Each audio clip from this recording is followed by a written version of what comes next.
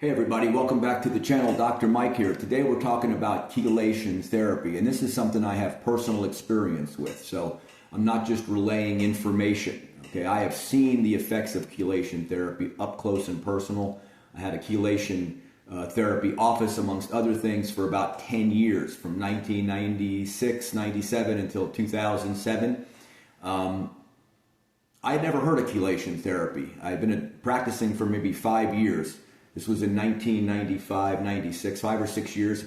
I had a radio show, about a 45-minute drive to the radio station. I was practicing in Plantation. The station was in mid-Boca, so anywhere from 35 to 45 minutes depending on traffic. The gentleman, the doctor who had a show before mine on the station, did chelation therapy. So I would listen to his show on the way in, and I found it fascinating. I was just like, wow, how come I'd never heard of this type of a procedure? You know, something to help people with cardiovascular disease. And I'd get to the station sometimes a few minutes early, and then there'd be about a 5-minute commercial break, and I'd start talking to this doctor, asking him a bunch of questions. Long story short, my partner at the time had a very bad heart condition. He had angina. They had him on nitro pills, and he just wasn't doing well. Despite all the supplements I was giving him and all the advice, he just didn't seem to be getting any better. And if you know anybody who's had this kind of a problem, they get like a gray look to their skin. You know, it's not good. And he was, at the time, in his late 40s, I'd say, early 50s. So he wasn't a 75-year-old man, okay? And what I did was I started telling him about it. I said, listen, I keep hearing about this thing, this chelation. I'm going to find out more. And Peter, luckily, was financially secure. Let's just say that. So we found a doctor close to us in Fort Lauderdale, and Peter started to get chelation therapy. He would go twice a week for the 3-hour treatments. And the change in him was nothing short of miraculous. No, I wouldn't expect this to happen with everybody. But I mean, just after a couple of treatments, you could see that his skin changed color. I mean, his skin went from being gray to being pink and ruddy again. His energy levels, okay? It was just an amazing change in him.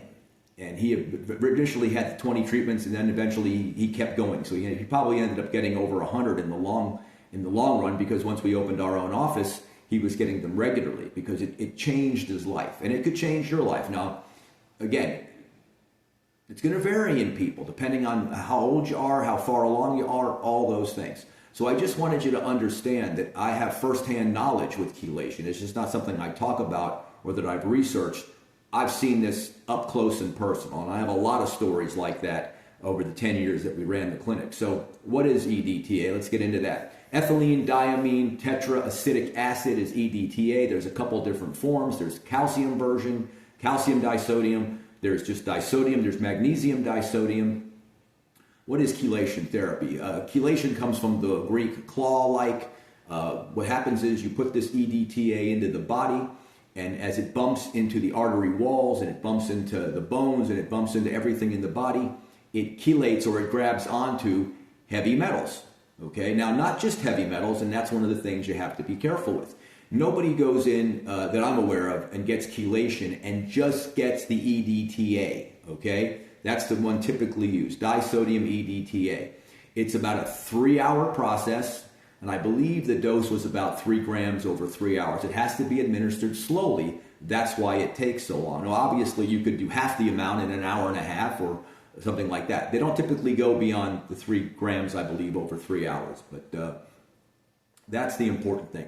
You have to be careful. You want to see somebody that knows what they're doing, that's been doing it for years, takes all the safety protocols. You should be getting blood work at the beginning, and you should be getting blood work every 4 or 5 treatments to keep an eye on your metals and everything else. You want to make sure that you're not just removing the bad minerals, the heavy metals, the cadmium, in some cases a small amount of mercury with EDTA. There's another compound that works on mercury better. It's going to remove iron. People who have hemochromatosis will get chelation therapy. It'll also remove copper. So it removes essential minerals as well as the bad minerals. So you have to make sure when you get this that you're receiving vitamin and mineral supplementation. That's important. as well as they're keeping an eye, again, on all of your vitals while they're doing it. Okay, now it's extremely safe. The compound itself is far safer than aspirin. It comes into, the only danger involved is how it's administered, making sure it's administered properly. Usually they base how much you get on your weight and your kidney function. So that's important. They have to do those tests. You know, if you're 200 pounds and you have excellent kidneys, you might get a higher dose, maybe the full 3 grams, as I recall. And if you're 110 pounds and your kidneys are working at 60%, you're going to have to get a lower dose. And this is something a doctor should be checking. If you're thinking about chelation therapy, again, ask around, do your research, make sure you're getting someone who knows what the heck they're doing and has been doing it for a while, okay? Where did chelation therapy come from? Just a quick history lesson. This was originally compounded in the 40s, I believe, maybe even earlier than that. Actually, in the 30s, I should say. And this was mainly done because of lead poisoning. There was lead in paint. There was lead, obviously, in gasoline at one time. And there's lead in lead ammunition. So you had all these people working in factories who were getting lead poisoning. And lead poisoning is nasty, okay? Does all kinds of bad things to you. That's why we've been trying to lower the lead in the atmosphere for the last 100 years. So they were getting this chelation therapy to remove the lead and obviously other heavy metals as well that they might have been exposed to. And what they found was these people were getting better from all kinds of things. Their diabetes improved, their high blood pressure came down, their energy levels. So this is how serendipity occurred here. It was very serendipitous, I love that word, that people who were going in for this lead toxicity were getting better in other areas. And that's when the light bulb went off in people's heads. And this was being explored for cardiovascular disease back then. And then, of course, the bypass surgery came along some decades later. And then once that happened, nobody had any more interest in intravenous prevention of arterial disease or prevention in any other way. Now you could make the big bucks on bypass surgery. So that's where it comes from. You can look it up. You can see the history, okay? The protocol.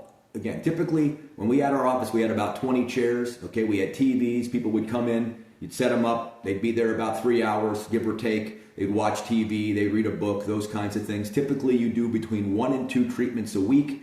Normally, the initial bout is about 20 treatments. So you'll get a block of about 20 treatments to get you started, depending on, again, kidney function, depending on what your problem is. If you have a serious problem, you might need 30 treatments or 40 treatments, but usually it's sold in blocks of 20. At least that was the protocol we used, okay?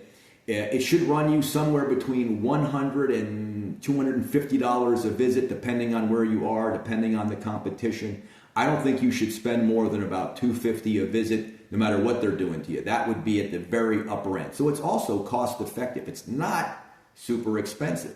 And because it can't be patented, EDTA is off patent. Nobody, there's no money in it for the big medical companies. You think they would be interested in as a prevention or as a possible reduction in atherosclerosis just because of the costs involved with that. But you have to understand the revolving door nature of medicine, okay? So chelation therapy, it absolutely works. I have seen it work firsthand in people. And I've had my fair share of treatments, mostly vitamin treatments. Now again, typically you don't just receive the EDTA. Typically in the bag of EDTA, you're going to get vitamins and minerals, you're going to get vitamin C. Sometimes they'll put up as much as 20 grams of vitamin C into the bag. And of course, you can also receive something called a vitamin pack treatment, which doesn't have any of the EDTA, which can be done more quickly. It takes about an hour to do one of those, but that's another video.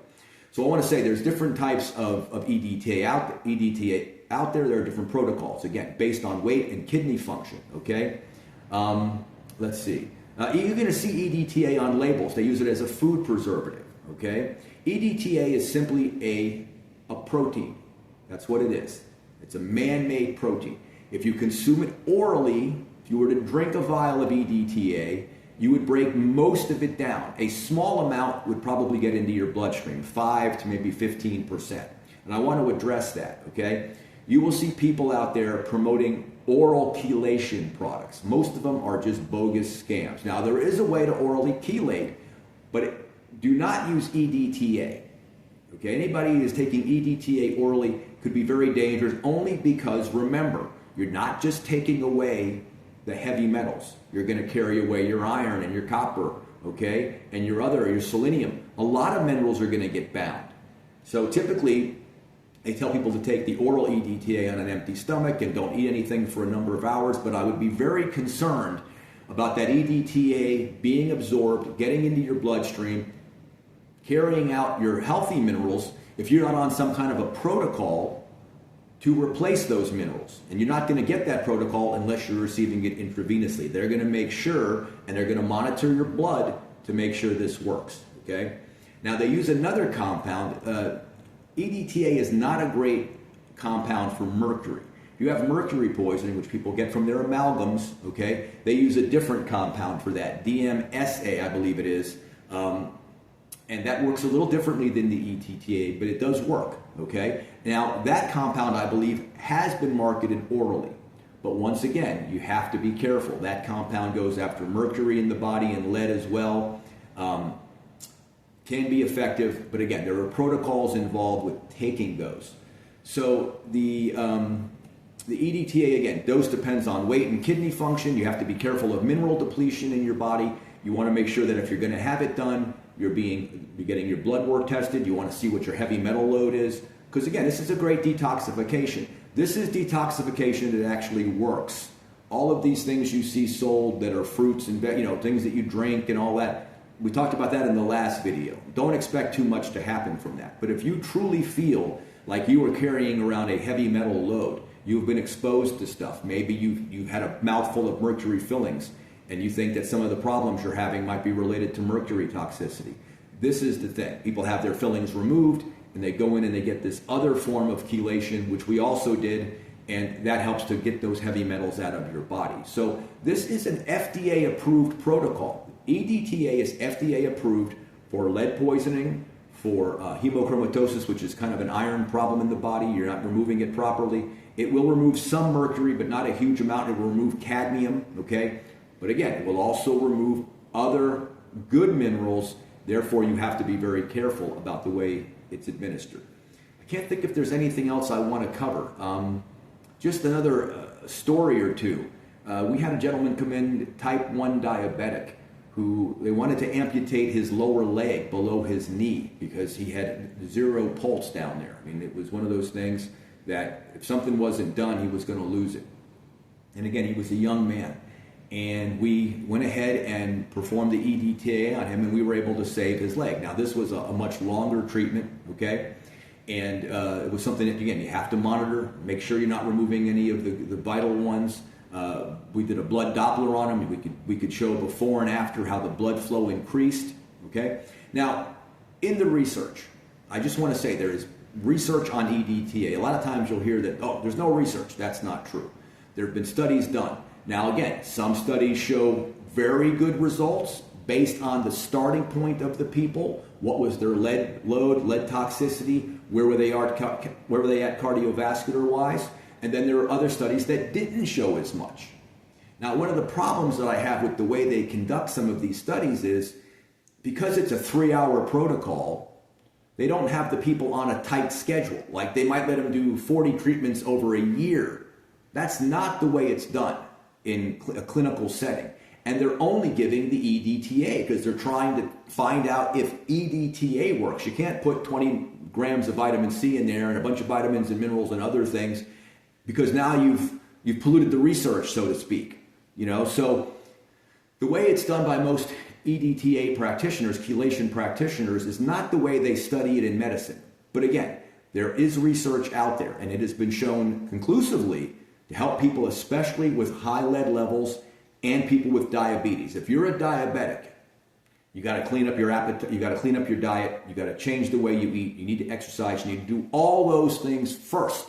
But if you want to throw one more log on the fire, something like chelation therapy could really help you. So if you have any questions or comments, put them below. I just wanted to do an overview of this because most people have never heard of it. Again, I had never heard of it, and I had been in practice for a number of years.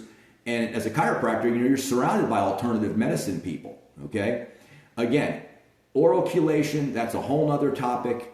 I would not recommend doing high doses of EDTA. There are protocols out there that are protective, where you take a small dose of an oral chelating agent for a short time, then you re-administer the vitamins and minerals, specifically the minerals that you need to make sure you don't run into problems. But just taking a so-called oral chelator with no rhyme or reason, or just because you saw it advertised online, that's not a good idea. Do not do that, okay? Questions or comments, leave them below, and I'll see you guys on the next video.